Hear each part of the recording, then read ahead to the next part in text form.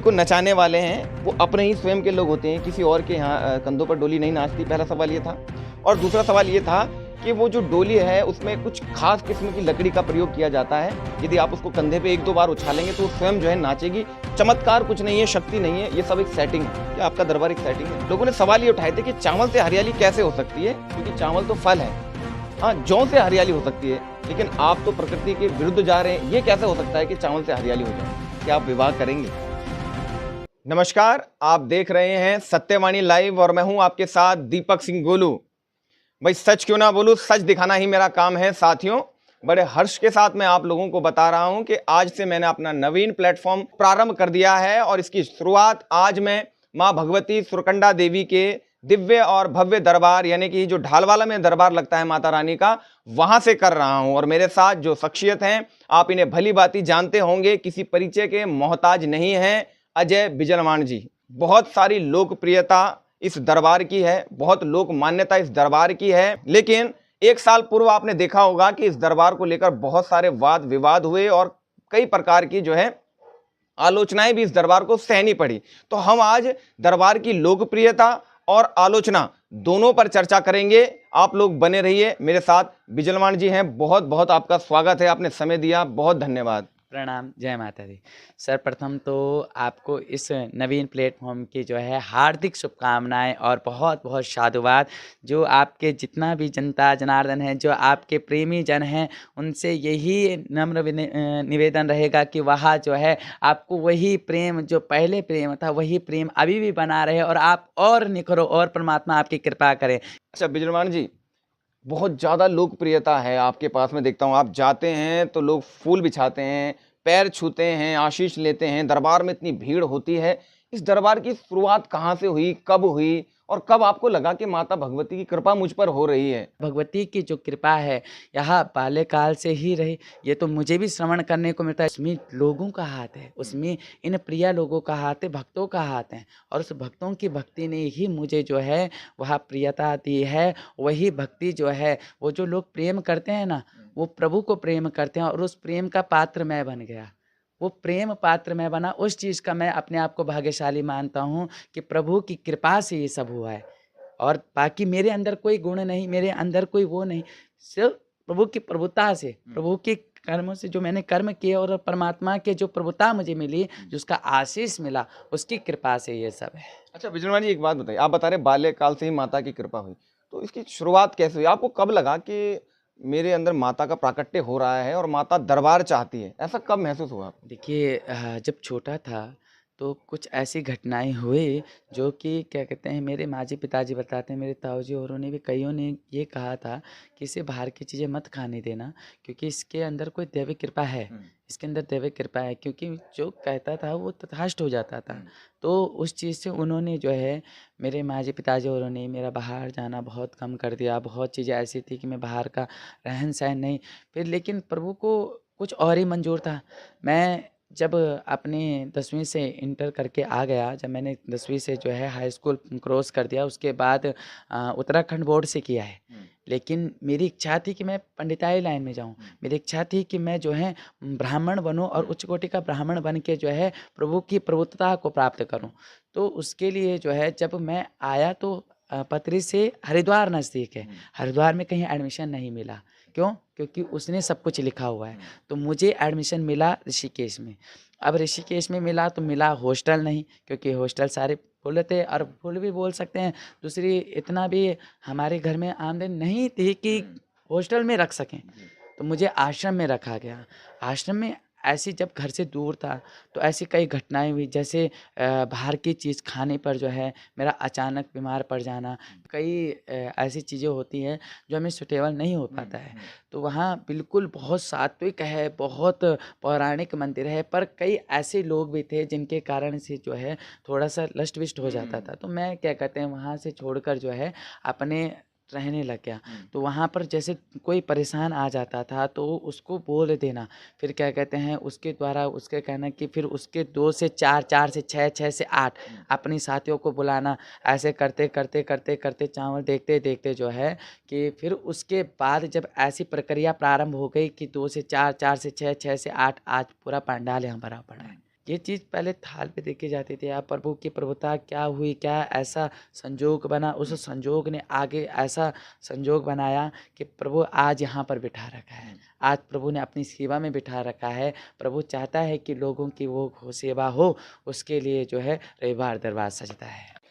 आपके यहाँ डोली का प्रचलन बहुत ज़्यादा है और मैं देखता हूँ कि ज़्यादातर लोग जो हैं वो डोली को देखने के लिए भी आते हैं कि डोली कैसे नृत्य कर रही है और मान्यता ये है कि डोली अपने आप कंधों पर जो है नृत्य करती है, जो उपासक हैं डोली के।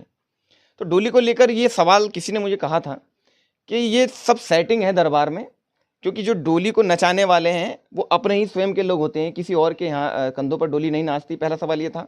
और दूसरा सवाल ये था कि वो जो डोली है उसमें कुछ खास किस्म की लकड़ी का प्रयोग किया जाता है, यदि आप उसको कंधे पे एक दो बार उछालेंगे तो वो स्वयं जो है नाचेगी। चमत्कार कुछ नहीं है, शक्ति नहीं है, ये सब एक सेटिंग है। क्या आपका दरबार एक सेटिंग है?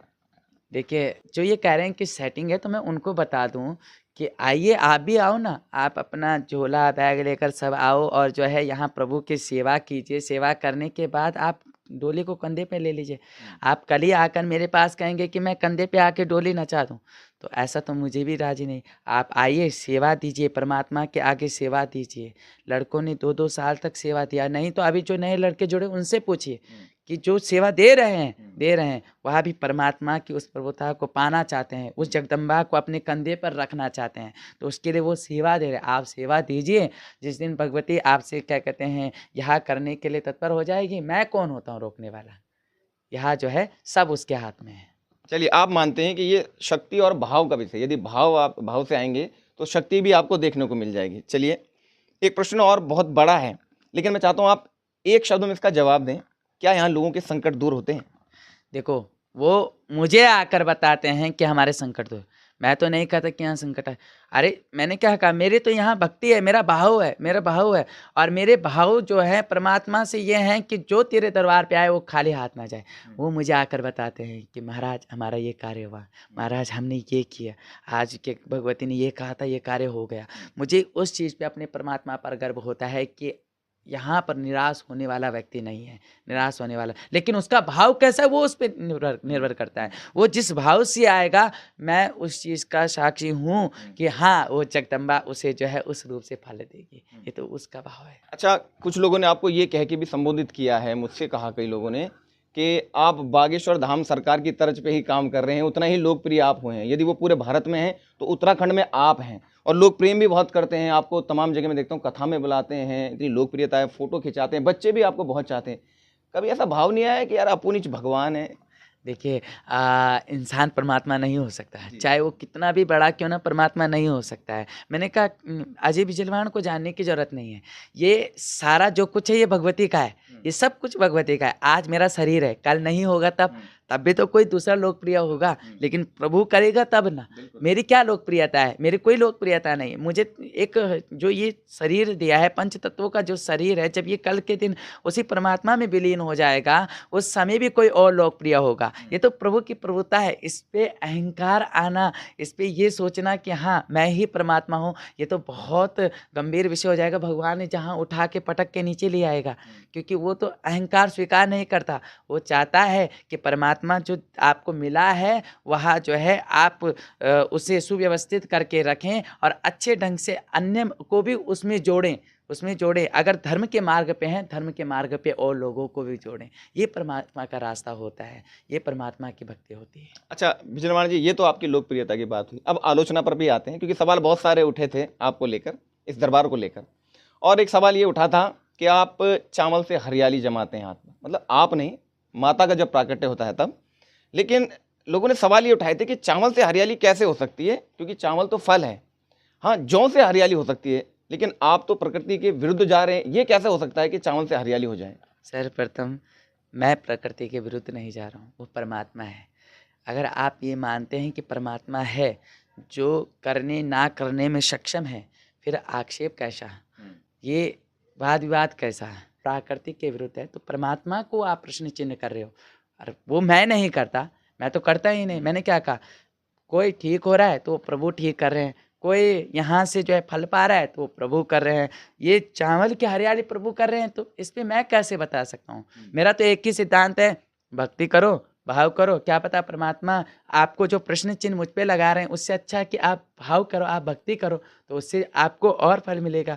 पर ये प्रश्न चिन्ह करने वाली कोई बात मुझे नहीं लगता कि है, पर जो कर रहे हैं वो अपने उससे सही होंगे, क्या पता उनकी भक्ति उस प्रकार की हो। मैं सोचता हूँ कि उनकी भक्ति उस प्रकार की हो, वह परमात्मा को उस रूप में देखते हों, और मैं परमात्मा को देखता हूँ कि मेरी जगदम्बा हर चीज़ करने में सक्षम है। बहुत सारे लोग जानना चाहते हैं कि अजय बिजरवान जी क्या सोचते हैं, क्या वो संत वेश धारण कर लेंगे, साधु बन जाएंगे, या आगे जो है गृहस्थी में जाएंगे? ये बहुत सारे लोगों का प्रश्न है, तो मैं चाहता हूँ हमारे माध्यम से लोगों को पता चले। देखो, हमारी जगदम्बा का भी विवाह हुआ था, जी। ठीक है? और क्या कहते हैं, हम भी उसी मार्ग पे हैं, उसी मार्ग पे, ऐसा नहीं है। लेकिन मेन उद्देश्य ये है कि मैं संतों का बड़ा आदर करता हूँ, मैं संतों की शरण में रहना पसंद करता हूँ। पर अगर वैवाहिक जीवन की बात रही, तो वो तो एक जीवन का गृहस्थ जीवन भी जीना ज़रूरी है। गृहस्थ जीवन नहीं जिएँगे तो फिर उसके बाद मोक्ष कैसा? परमात्मा कहेगा कि मोक्ष के लिए जो 4 प्रकार के आश्रम बनाए गए हैं, उन्हें भोगना ज़रूरी है। अब तो देखते हैं परमात्मा क्या चाहता है, परमात्मा की क्या इच्छा है। मतलब सन्यास का तो नहीं है ना विमान? सन्यास का देखो, मैंने क्या कहा, वो बैठी है, जी। बस उसके ऊपर सब छोड़ा है। बस जैसा उसकी इच्छा होगी, जैसा वो सोचेगी, वैसा सब कुछ होगा। चलिए, देखिए हमारे साथ अजय बिजरवान जी थे, और जितनी बार लोगों ने हमसे जो सवाल पूछे थे, आज हमने वो सवाल यहाँ अजय बिजरवान जी से पूछे हैं कि जो आरोप उन पर लगे हैं उस पर उनका क्या कहना है, और जो उनकी लोकप्रियता है उसका कारण क्या है, क्यों लोग यहाँ पर आते हैं, और कि क्या लोगों के संकटों का निवारण यहाँ पर होता है। ये तमाम सवाल हमने पूछे हैं। आपको ये कार्यक्रम कैसा लगा है, आप जरूर अपनी जो है प्रतिक्रिया दीजिएगा, और मुझे समर्थन जरूर कीजिएगा। मेरा नया सफर है, नवीन सफर है, और मुझे आप लोगों की आवश्यकता है। जय हिंद, जय उत्तराखंड।